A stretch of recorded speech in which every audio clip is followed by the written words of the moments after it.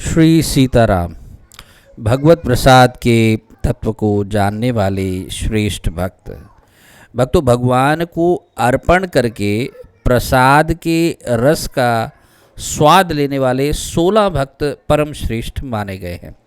पहले हैं शंकर जी, शुकदेव जी, सनकादिक जी, कपिल जी, नारद जी, हनुमान जी, विश्वक्सेन जी, प्रहलाद जी, बलि जी, भीष्म जी, अर्जुन जी, ध्रुव जी, अम्बरीश जी, विभीषण जी, अक्रूर जी और उद्धव जी। इनको संपूर्ण जगत जानता है। इनकी बड़ी भारी महिमा है और ये सभी सर्वदा प्रसाद के अधिकारी हैं। ये भगवत प्रसाद की महिमा को भली भांति जानते हैं और उसका वर्णन करते रहते हैं। भगवान का भोग लगाकर प्रसाद इन्हें अवश्य अर्पण करना चाहिए। भगवत प्रसाद की जो महिमा है वो कुछ इस प्रकार है कि भगवान को भक्तिपूर्वक अर्पित किए हुए पत्र, पुष्प, फल, जल आदि को प्रसाद की संज्ञा दी जाती है। तो भगवद अर्चन करते समय प्रभु को समर्पण किया हुआ प्रत्येक पदार्थ भगवान की साकार बनी हुई प्रत्यक्ष कृपा ही है। इसी दृढ़ भावना से उसका ग्रहण सेवन करना चाहिए। प्रसादो अनुग्रह, प्रसादस्तु प्रसन्नता, प्रसन्नस्य भावः प्रसाद, ये सब आदि आदि तात्विक अर्थ हैं। क्योंकि भगवत प्रसाद स्वयं में भगवद रूप ही होता है। ऐसा एक श्लोक आता है कि प्रसादम जगदीशस्य ह्यानपानादिकं च यत ब्रह्मवन्निर्विकारम ही यथा विष्णुस्तथैव तत्। इसका मतलब है कि जैसे भगवान का दर्शन, उनका स्पर्श, ये आदि ये सब महामंगलकारी हैं, वैसे ही प्रसाद भी महामंगलकारी होता है।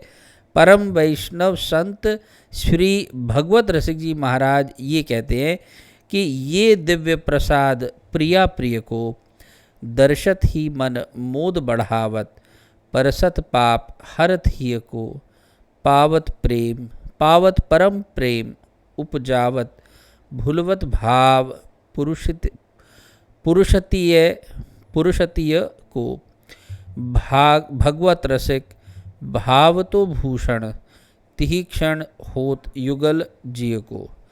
वृंदावन के परम रसिक संत श्री हरिराम व्यास जी, ये जो भगवत प्रसाद के प्रति उनकी बहुत ही अद्भुत निष्ठा थी, तो वो कहा करते थे कि हमारी जीवन मूरी प्रसाद, अतुलित महिमा कहत भागवत, मेटत सब प्रतिवाद, जो षट मास व्रतानि कीने, फल सो एक सीत के स्वाद, दर्शन पाप नसात खात, सुख परशत मिटत विषाद, देत लेत जो करे अनादर, सो नर अधम गवाद, श्री गुरु शुक्ल प्रताप व्यास यह रस पायो अनहाद। भगवत प्रसाद की जो श्रेष्ठता है और उसके प्रति अनन्य भाव प्रदर्शित जो किया जाता है, तो उसके आगे कहा गया है कि वृंदावन क्षेत्र से इतर के किसी ब्राह्मण द्वारा लाई गई मिठाई उन्हें ग्राह्य नहीं है, जबकि वृंदावन के स्वपच द्वारा लाया गया भगवत प्रसाद और संतों की शीत प्रसादी की झूठन भी उनके लिए वरेण्य है। व्यास मिठाई विप्र की तामे लागे आग, वृंदावन के स्वपच की जूठिन खइये मांग।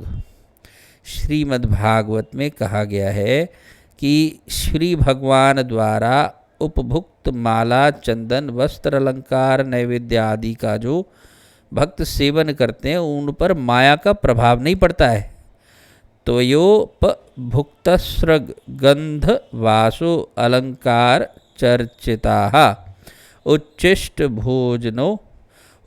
भोजनो दासास्तव मायाम जये मही। इसी प्रकार भगवत प्रसाद की महिमा का वर्णन करते हुए पद्म पुराण में कहा गया है कि जो भगवान के सन्मुख निवेदित तुलसी मिश्रित और विशेष रूप से चरणामृत से भीगे हुए नैवेद्य अन्न को नित्य खाता है, वह करोड़ों यज्ञ के पुण्यों को प्राप्त करता है। नैवेद्यमन्नम तुलसी विमिश्रम विशेषतः पाद जलेन सिक्तम यो अश्नाति नित्यम पुरतो मुरारेः प्राप्नोति यज्ञायुत कोटि पुण्यम। इस प्रकार भागवत प्रसाद की अमित महिमा है। भक्तों के लिए तो यह जीवन धन होता है, तभी तो कहा जाता है कि जगन्नाथ जी का भात जगत पसारे हाथ। भक्तों, गौड़िया मठ, इस्कॉन आदि में भी जब प्रसाद आदि पाते हैं तो उससे पहले बोलते हैं कि महाप्रसादे गोविंदे नाम ब्राह्मणी वैष्णवे स्वल्प पुण्यवताम राजन विश्वासो न एव जायते। यानी कि जो स्वल्प पुण्य वाला है, जिसके पुण्य अल्प हैं, तो वो इस भगवत प्रसाद का अधिकारी नहीं होता है। और ये जो महाप्रसाद है भक्तों, आप प्रसाद जब भगवान को निवेदित करते हैं तो भगवान उसकी तरफ अपनी नज़र कर देते हैं, उसको देख लेते हैं और अपनी आँखों से ही उसको पा भी लेते हैं। कि आप सोचेंगे कि आँखों से कैसे पा सकते हैं भगवान? भक्तों, भगवान वो होता है जिसकी एक इंद्रिय दूसरी इंद्रिय का काम करती है। यानी वो आँखों से जो है मतलब भोजन पा भी सकते हैं, कानों से भी पा सकते हैं, मतलब उनकी आंखें मुख का काम कर सकती है, उनका मुख आँखों का काम कर सकता है। और आप समझिए कि ये एक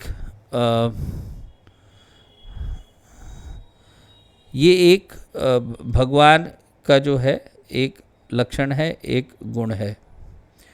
और इसके अलावा ऐसे कई सिद्ध भक्त हुए हैं जिनका जो प्रसाद है वो स्वयं ठाकुर जी भोग साक्षात आरोगते हैं, आरोगते थे। और अब जैसे आपने सुना होगा कि एक साध्वी जी हैं जिनका नाम है शिवांगी। ये दतिया के पास एक जगह है इंदरगढ़, मध्य प्रदेश में, तो इसके पास इनका निवास स्थान है। और इनके पास एक ऐसे लड्डू गोपाल जी हैं जो कि बहुत चमत्कारी हैं। वो चमत्कारी इसलिए कि इनको लोग ये ठाकुर जी को जो भी भोग प्रसाद लगाती हैं, पर्दा करती हैं, तो ठाकुर जी प्रसाद को पाया हुआ उसमें से झूठा किया हुआ प्रसाद मिलता है। यहाँ तक ही नहीं बल्कि ठाकुर जी की पोजीशन भी चेंज हुई भी मिलती है। यानी ऊपर के स्लैब में ठाकुर जी होंगे और नीचे प्रसाद होगा, या और उससे भी नीचे प्रसाद रखा होगा, तो उससे भी नीचे अपने आप आपको पर्दा हटाएंगे तो ठाकुर जी मिलेंगे। ऐसे कई इनके वीडियोज़ हैं। एक चमत्कारी लड्डू गोपाल करके इनका एक यूट्यूब चैनल भी है। और ये बहुत, आप कह सकते हैं कि आप ये कलयुग में मीराबाई के सदृश ही हैं। और ऐसा एक मैं कहूँगा कि भगवान को आप भोग लगाने के लिए कम से कम सरलता से, सुगमता से, जैसे कि पुष्टि मार्ग में ठाकुर जी के भोग लगाने के लिए मैंने कई जगह देखे कि ड्राई फ्रूट्स बड़ी आसानी से आप एकत्रित कर सकते हैं, उनका एक बॉक्स बना सकते हैं। जैसे थोड़े से काजू, थोड़े किशमिश, थोड़े बादाम और कुछ मिश्री डाल ली, और जैसा आपको अगर नारियल है तो वो डालिए। आप चाहे 4-5 चीज़ें डालें, चाहे 2-3 डालें, जैसा आपका भाव है। और इस बॉक्स को आप बना के रख सकते हैं ताकि आसानी से ठाकुर जी को कभी भी जब आपके पास कोई विशेष कारण हो तो ये प्रसाद आप ठाकुर जी को भोग लगा सकते हैं, कोई विशेष काम हो आपके पास। और रात को ऐसा कहा जाता है यशोदा मैया ठाकुर जी को एक बंटा भोग बना के पधराती थी कि रात को लाला जाग जाता है और उसको भूख लगती है, तो उसके लिए पहले ही थोड़ा सा प्रसाद बना के उसी के जहाँ सोते हैं लाला उसके पास में बना के धर दो। तो रात्रि में भी आप अपने ठाकुर जी को एक कटोरी में इस तरह का ड्राई फ्रूट डाल के, तुलसी दल डाल के, अगर तुलसी दल नहीं भी उपलब्ध हो तो अपने गले में पहनी तुलसी की कंठी को आप छुआ करके आप ठाकुर जी के पास ढक करके रख सकते हैं रात्रि को।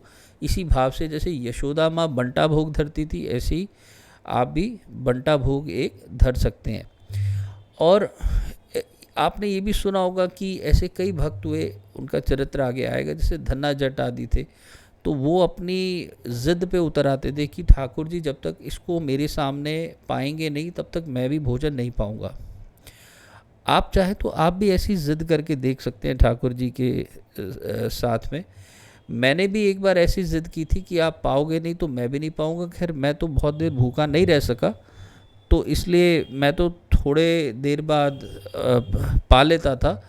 और पर काफ़ी मन में भावना होती थी कि आप पाते तो अच्छा होता। ऐसा 2 दिन 4 दिन 5 दिन शायद 1 हफ्ता कुछ बीता होगा, ऐसा सोचते सोचते तो रात्रि में एक दिन एक रात को एक ठाकुर जी का स्वप्न होता है और वो स्वप्न में केला खाते हुए दिखे।